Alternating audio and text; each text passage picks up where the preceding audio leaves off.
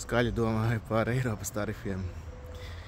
Jā, ASV uzlika tarifus Eiropas precēm. Eiropā droši vien tur jau, nevis droši vien, bet jau sola pret reakcijas un katru ko darīs. Man ienāca prātā tāda, droši vien naiva, ja es nezinu, tur droši cilvēki nepiekritīs, bet doma varbūt nevajag dot pretī. Saprotu, tā doma ir varbūt iegriezt tur kāda Amerikā pretī, bet varbūt nevajag. Varbūt parādām, ka mēs tā nespēlējam.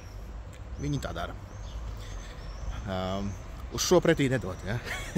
Es nezinu par visiem pārējiem mehānismiem, kas tur tarifi un ietekmes un tam līdzīgi kā, bet nespēlēt pēc šīs tabulītes.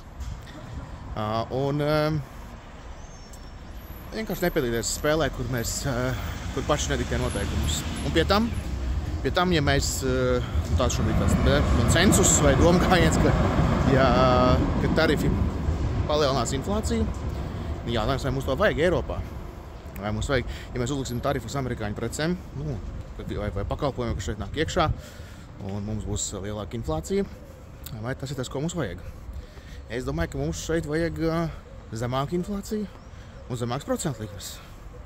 Mēs varam sadusmoties, dot pretī, tā būtu augstāka inflācija un augstāks procentu likmes. Mums to vajag?